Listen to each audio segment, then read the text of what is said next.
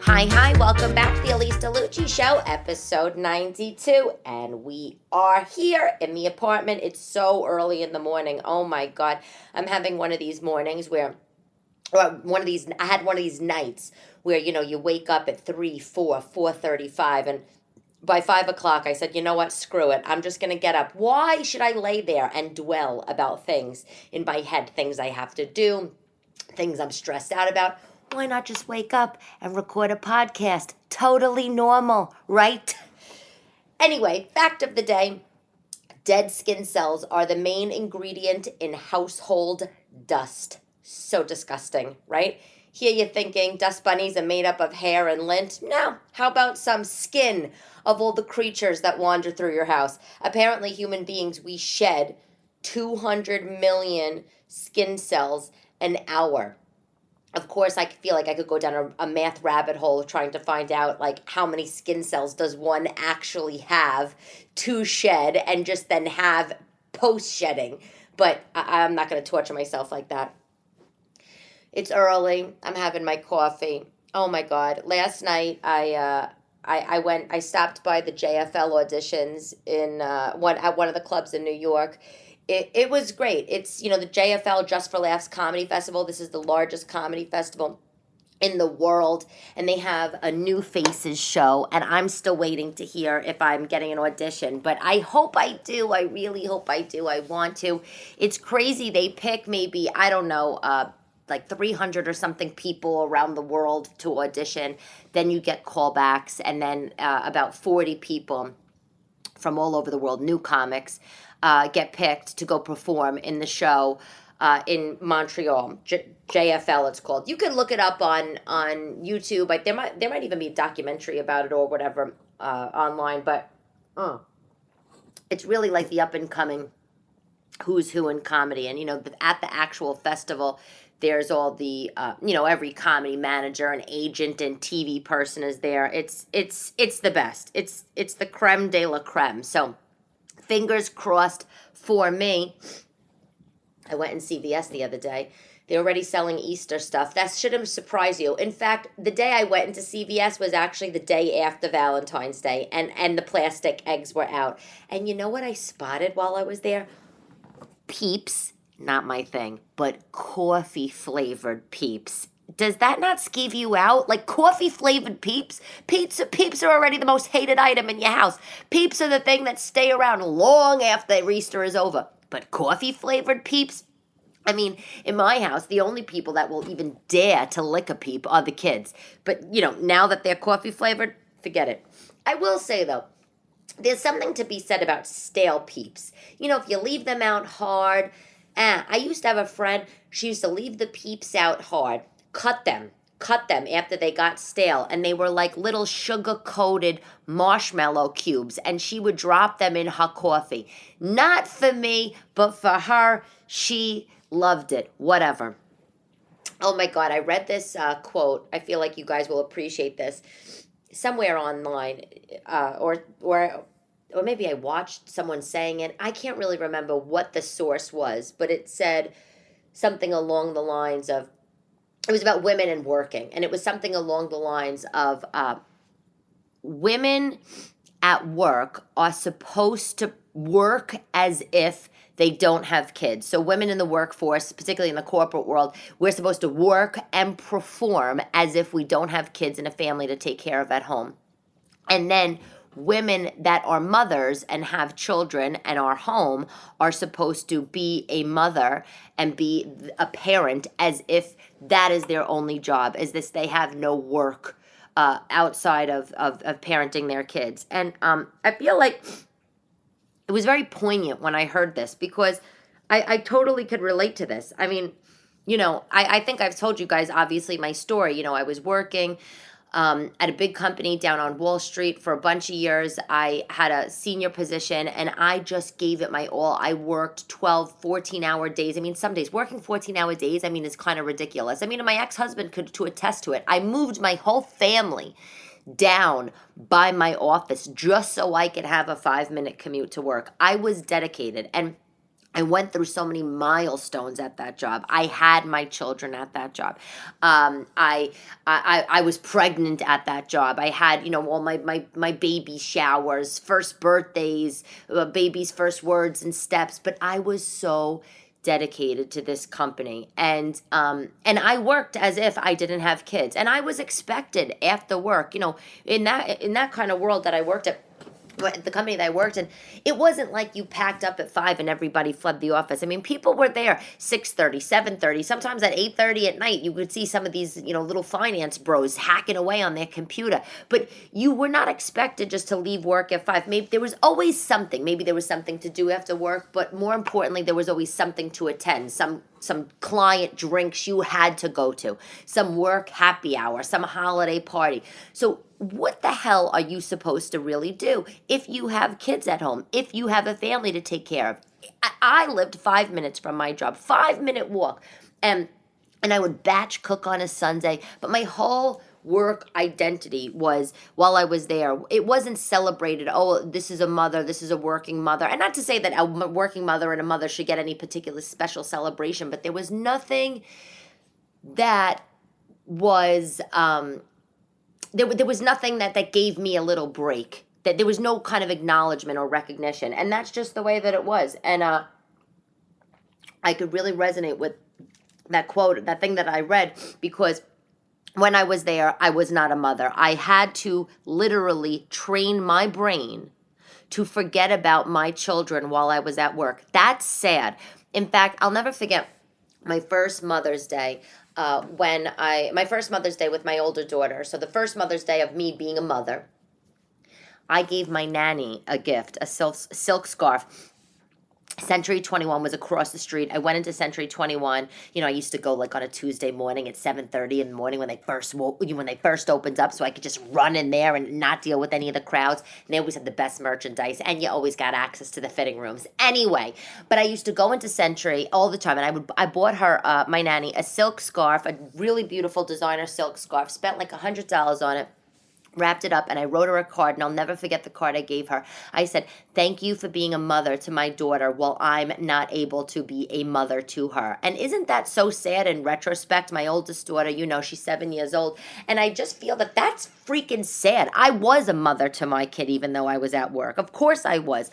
But I just had to train my brain to not be so focused on my kids when I was working. And I don't even know how I did it, but I did. And it's sad.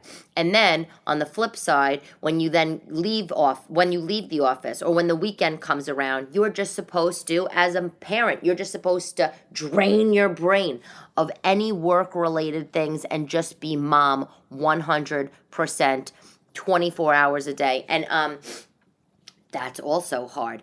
I have a very easy time compartmentalizing things. I could multitask very well, but for some reason, this idea of working and being a mother was just so. It was so hard. It was just so hard for me, and I would say being a new mother, because now I've gotten used to it. Now I'm used to it, but it is one of those things. I read that, and I just felt like it struck a chord inside of me, and I don't think that we should have to choose, but if you are working in some corporations, I mean, obviously, some companies, there's just really little forgiveness if you have a child or not. They just don't give a shit.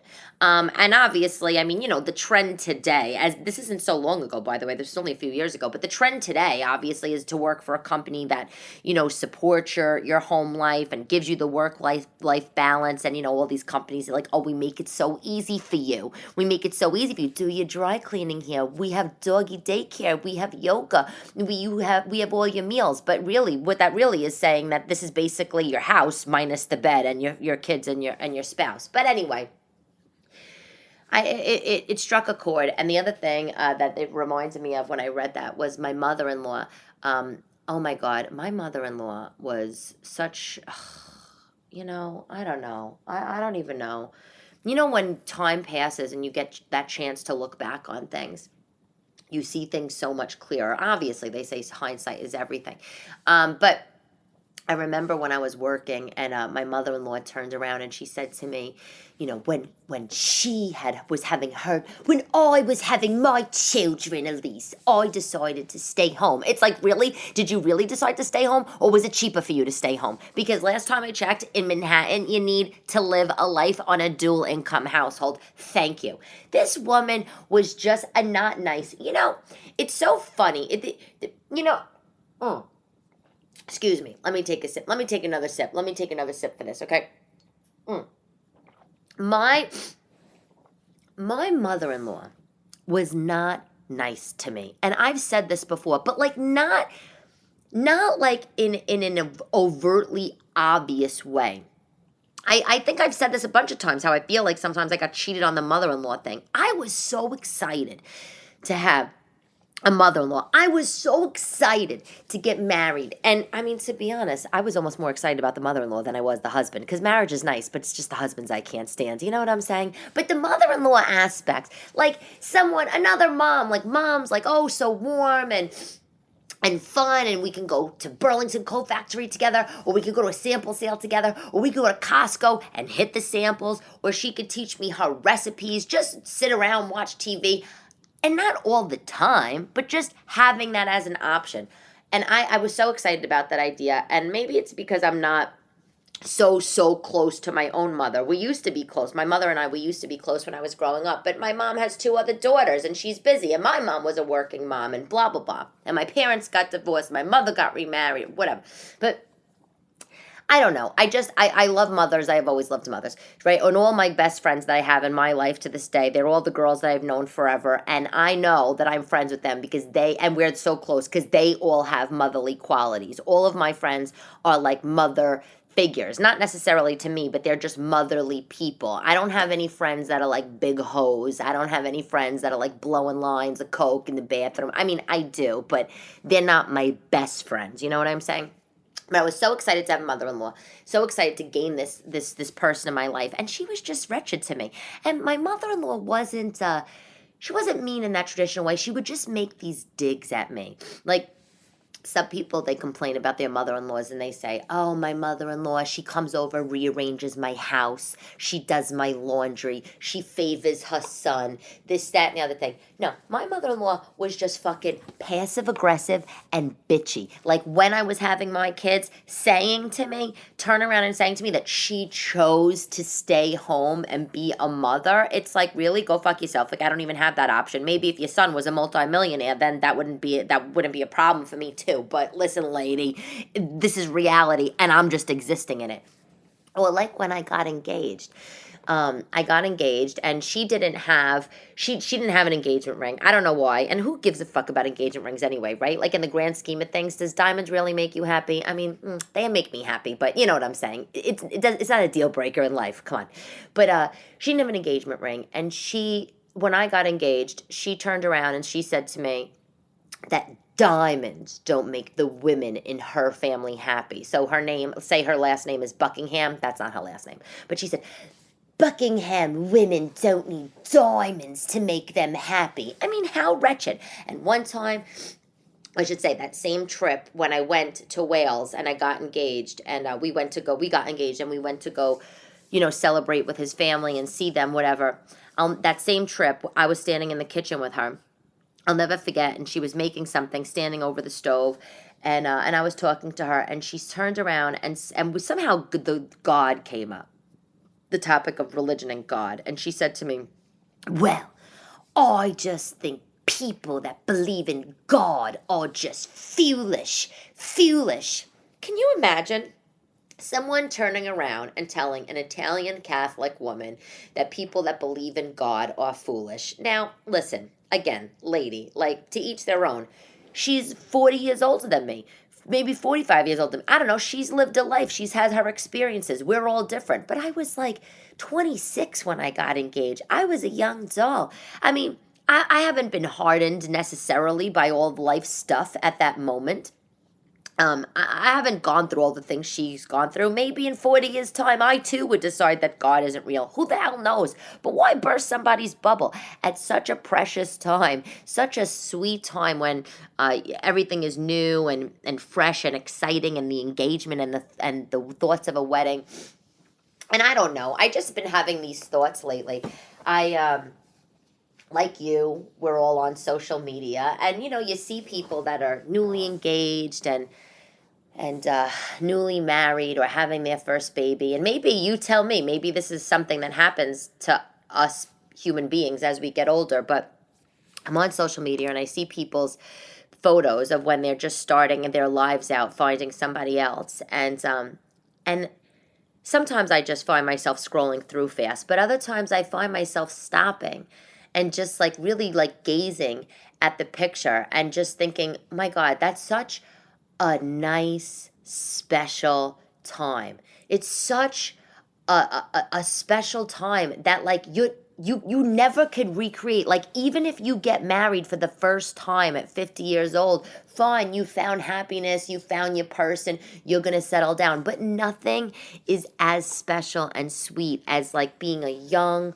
girl or guy in your fanciest, gown or tux, whatever, your rented Men's Warehouse tux, and your David's Bridal dress. No, my dress wasn't from David's Bridal, and I don't know why not, because I would have saved so much money, but where it was. Things never gonna fit again. But anyway, you're in your nice pristine outfits, and everybody comes from all over everywhere to come celebrate you and celebrate this beautiful day. Or when you have your first baby, you're so excited. You pack your bag, you're in your new pajamas in the hospital holding this sweet thing, and you have no idea what the fuck you're gonna do with this kid when you get home because you're scared to death. All of that is just the sweetest time, such a beautiful time. And the fact that this lady just decided to impart her hardness, her coldness on me, I just really freaking resent. And I don't know. The thing is that she was a nice woman in some regards. I would go into my mother-in-law's house in Wales, and it was totally different than a house that I grew up in. In my house, everything was loud and pans banging and people are yelling and who's not talking to who and who's dead to who, and plates of cold Auntie Posh just a flying through the air, and who's out smoking a cigarette or who's having, their ninth glass of wine. Not in a Gavone way, you know what I'm saying? Just like in a fun, very loud, effervescent way I grew up. And but I would walk into my mother-in-law's house, and it was a totally different experience. It was very quiet. She didn't have that traditional British design sensibility, like with florals and chintz and gold. I wish she did, to be quite honest. I mean, sometimes I describe her as Bunny McDougal from Sex and the City, Charlotte's mother-in-law, but she really wasn't like that. She was almost like a modern Brit. But you'd go into her house, and it was very plain and very simple, and it was very calming. It almost had like a Buddhist sort of feel. And she had beautiful garden in the backyard, and she was a horrible cook but an amazing baker. And she always had little baked goods around, and there was this element of like safety with her, right? Like she was like calm. The house was always the same. Everything always was very the same. She was a really gracious host. She always would, have towels and robes laid out and toiletries, in the bedroom we were staying in, because can you imagine, like, I couldn't stay in a hotel there. It was like my worst nightmare, because like there's no hotels in their village, but whatever. But on that side of it, she was such a lovely person. But then she just had this like really like catty, like crazy side, like I don't know, like about other women. Anybody that was like, I hate to say this, but like more attractive, or maybe like had a career, or I don't know, or maybe lived in a big city, or had different kind of like worldly or cosmopolitan, more cosmopolitan experiences than she has had. She kind of like had a lot to say. it was just very hard. I feel like I was cheated. And I don't know. I just kind of wanted to vent about it. But, if you are listening and you have one of these kind of mother-in-laws, feel free, reach out to me. I'd love to hear your story. But hang in there and just ignore them. Sometimes I wish I got married when I was a little older, because if I had that kind of mother-in-law now, I have more life experience. And you know what I would do?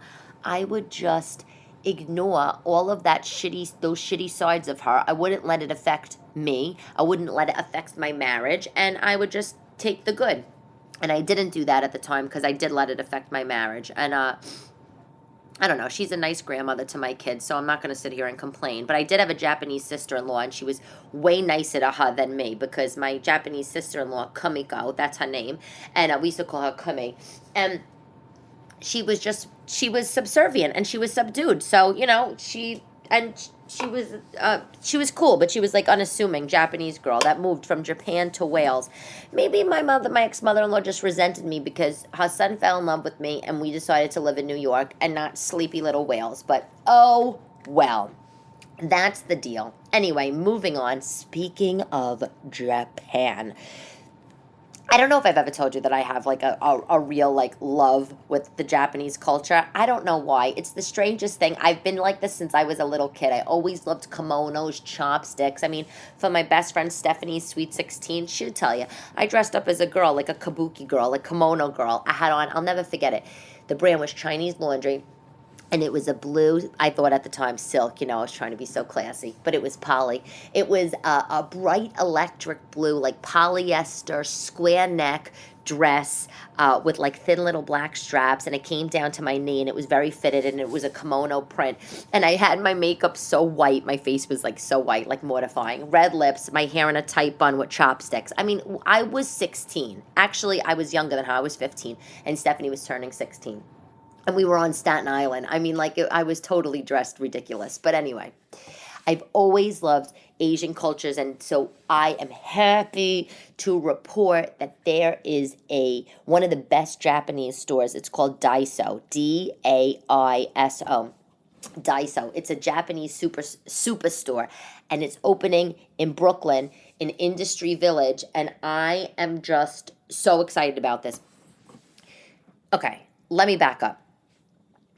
Industry Village, and if you're not from New York and you happen to be in New York, it's definitely worth visiting. In Brooklyn, Sunset Park, off the BQE, the Brooklyn Queens Expressway. That's the highway that connects Brooklyn, Manhattan, and does it connect Staten Island? It takes you to the bridge to Staten Island. Why don't I know this? Anyway, off the BQE were these abandoned warehouse buildings my whole life. And then, I don't know, maybe 10 years ago, whatever, someone bought them and they started to clean them up. And now if you're on the up and up, now there's offices there. There's offices. My girlfriend, she works for the Nets. The Nets have an office there.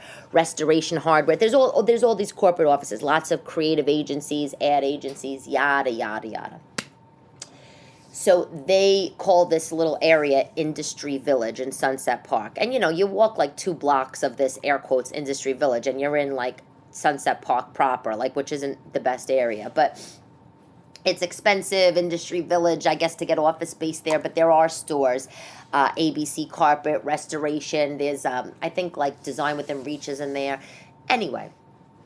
I went there not too long ago with the kids because there used to be this Japanese supermarket called Sunrise Mart in the city. I think there's still a couple in the city. And they had one in Industry Village. I wanted to go check it out. And I didn't realize that in Industry Village, it's this whole little Japanese community. There's a like sushi bar and there's Sunrise Mart. But if you like Japanese culture or the food, you gotta go to a Sunrise Mart, 2, a Japanese supermarket, because they not only sell foods, which are just cool to kind of try and explore. That's what I like to do. I just like to buy like random snacks and give it a whirl. But they also have all these tchotchkes. Like, they have the cutest, like, I don't know, they have all these, like, little cute things, like paper clips and pens and bowls and plates and all this, like, little kitty stuff. It's like this kawaii culture, which is in Japanese cute. It means cute. So if you ever have a chance to go to a Japanese supermarket or store, check it out, because there's just all these fun, weird tchotchkes. Like, they make cute, like, stocking stuffers or things for kids and just, like, these weird things you could just keep around your kitchen. I don't know. Anyway, but Daiso is this store, and it's this Japanese superstore, and I think it might be the first one in New York, and it's opening in Industry Village, and they have tons of home decor stuff, tons of kitschy stuff, tons of Sanrio. You know, that's Hello Kitty, who, by the way, I love. I'm the only middle-aged woman that has a serious Sanrio and Hello Kitty obsession. It's weird, I know. No, I don't have, like, fucking Hello Kitty dolls all over my house. I mean, I wish I did, to be honest. But anyway, but it's a discount store. That's the best part. So I can't wait. Daiso also has like tableware and baking supplies and craft things and Japanese. They're, I guess because of origami, they have like lots of crafty things, cool papers and stuff. I'll probably go and wind up doing a TikTok from there, but so excited. Can't wait. Gotta check it out. I think it actually opens. I think it opened on February 23rd. So yeah, that's my big New York news for the week. Daiso, Industry Village. Anywho, thank you to listener. Oh my God, Dina. She gave me some resorts. I'm trying to go on a vacation. Well, one of these days. I think I might have told you, ladies and guys, last week. I'm dying to go on just get away, just get a break, an all-inclusive resort somewhere. And she gave me a couple names. The Paradisus in Cancun. I stayed at the one in Punta Cana, actually when it first opened, maybe 15 years ago, and it was great. And then the other one she gave me was Iberostar in Jamaica. So I'm checking it out. The Jamaica Iberostar looks really cool. I don't really love, as I think she told me, she said the food's good for all-inclusive. I don't really love all-inclusive because of the food thing, because, part of vacation is not only, laying out and reading a book that you would never read if you were home. I mean, the other part of vacation is just getting to eat whatever you want. If the food's not good, well, that's kind of the end of that. But I just don't want to have anything to think about. So thank you for the recommendations. Speaking of food, I tried a new thing at Costco. It's part of my product of the week, although why should a product of the week be a cheese tray from Costco? But, YOLO. My daughter, my kids are, ridiculous. I got the younger daughter. She only likes American cheese, from the deli, sliced thin. She used to like Kraft singles, and then, we got her to stop eating that. But she likes American cheese from the deli, thin sliced. My other daughter hates American cheese, thinks it's the most disgusting thing. Oh, I don't like American cheese. Okay, what do you like? Cheddar. Okay, fine. So this kid likes cheddar cheese. No problem. I'm a cheeseaholic. I'll eat all cheese. But I wanted to get her some more cheeses other than cheddar. And sometimes getting the block of cheese, it winds up going bad. And I don't have, company at my house a lot. So I went to Costco. No, I didn't. I ordered from Instacart. What am I talking about? I ordered from Instacart a cheese tray by Cello or Cello. It's Cello. I think it's Cello, actually. But it was $14. I know, it's kind of a lot. And it's pre-sliced little slices of cheese, that you would put out with cheese and crackers if you didn't want to do a block of cheese. I actually don't do pre-sliced cheese. I rather, if you're going to put out a cheese plate, it's nice to put the block out, you know what I'm saying? Unless you're one of these charcuterie board nuts and you want to, make a freaking stocking, your Christmas tree out of slices of cheese, then this is your thing. But anyway, it's the Cello Variety Pack cheese tray, and it was $14, and it has cheddar and Gouda and Havarti and Swiss, and the cheese is good. Let me tell you, it's creamy. All the cheeses, they are not junky. Sometimes that pre-sliced cheese, you think you're like, nah, no thanks. But it's not. It's creamy. It's delicious. And it's been great. It's big. It's like something you could definitely put out for company, make it nice. I wouldn't put it on the tray. Obviously, we all know this. But so one of my friends is like, why do you talk like this on your podcast? As if, I said, get the hell out of here. This is my life. It's a brain dump. That's what the podcast is. It's a brain dump. But anyway, I got the cheese. I was like, pre-sliced, nah. But it's really creamy. I've been using it for grilled cheese, the cheese sandwiches that they eat for lunch, because God forbid anybody will eat anything else. Eggs with cheese. I love it. It's so good. I recommend it. But my product of the week, my real product of the week is and I'm doing this a little out of order, but that's okay.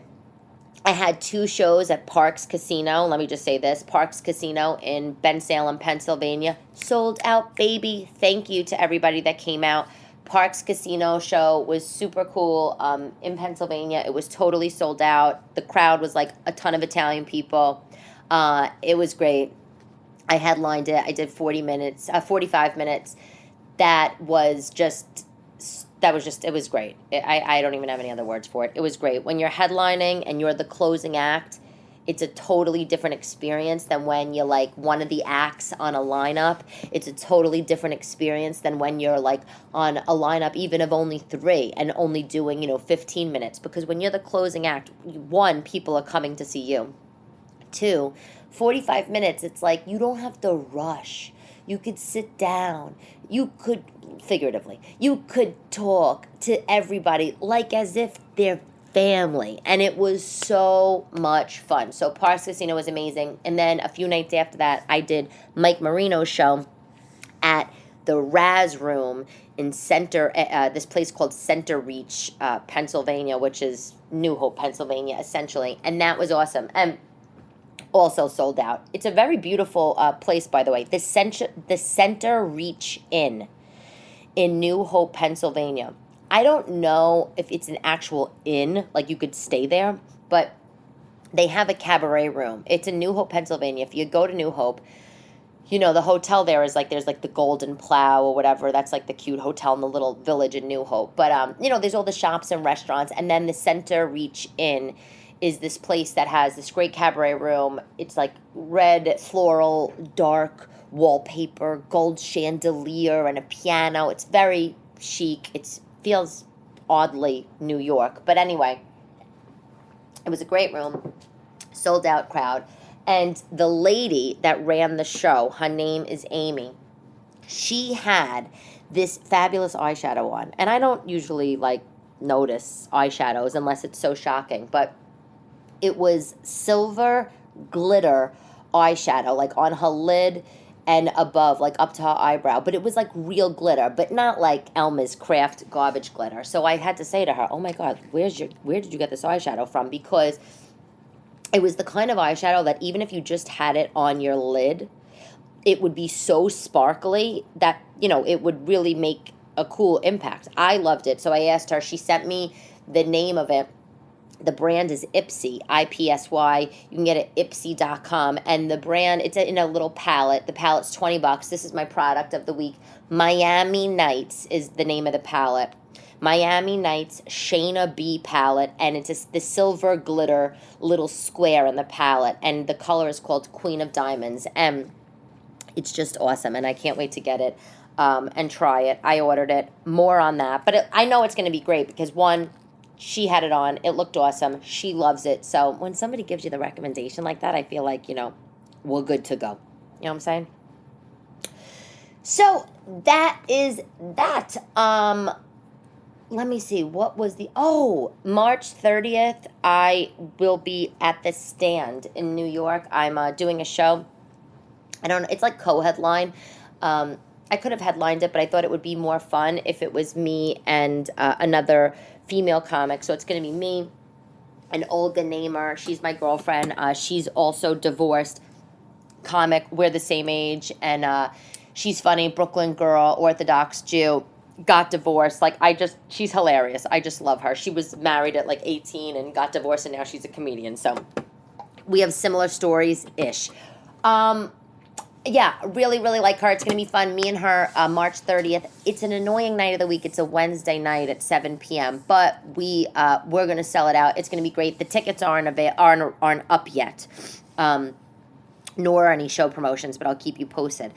I am also filming a documentary right now, and just in case if anybody's from work listening, this is not a documentary that gets filmed during the day, FYI.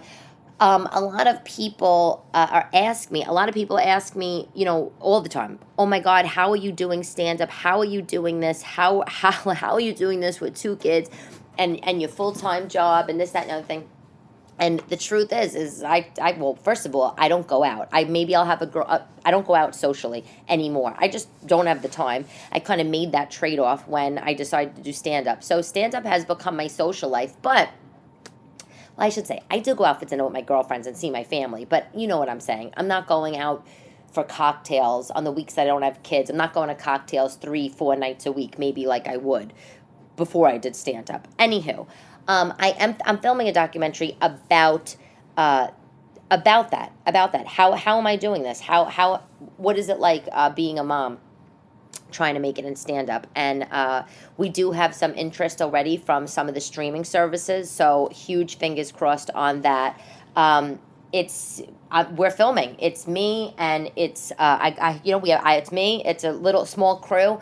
Filmmaker, my co-producer, he's super cool, and he's been following me around. It's a little crazy, like with a camera, with the video camera at shows, at mics, confessional style, and it's kind of just going to be this is what my life is like. You'll see inside my house. You'll see these high and low moments of me struggling with the kids, frustrated with my family, talking about why you see me not able to get show time, seeing when I do get shows and I'm on the road, and then there's also going to be some other really, really cool parts that I can't talk about yet. But it's not out at this moment, but hopefully in the next few months, obviously there's a lot of editing and stuff that has to get done. I obviously don't do any of that, but that is the deal, so that's super exciting. I think that's pretty much it for the Elyse DeLucci show today, and as always, I thank you for listening. Oh, and I think one last thing, I hate to ask this, but I have to. If you guys don't mind sharing my Instagram account with some of your friends that would maybe be interested, that like stand-up comedy, maybe would be interested in my brand of comedy, I would totally appreciate that. The more followers I have on Instagram, the easier it is for me to book dates around and, quite frankly, get in the door, when you talk to some of these people at the festivals or these gatekeepers, at various comedy-related things. Let's just say that. So, yes, I need more followers on Instagram. The social media thing is always a hustle, and it's a necessary evil of this business. So, you could be doing stand-up for 35 years, and you could be the best stand-up in the world, and you can have 2 followers, but it's going to be difficult for you to get a club date, and it's insane, but that's just the world we live in. So, anything you could do to share my Instagram would be so, so much appreciated. Thank you, as always, for listening. I am Elyse DeLucci. This is episode 92, and we are nearing our 100th episode. I have no idea what I'll talk about, but we'll come up with something. Talk to you soon. Ciao, ciao.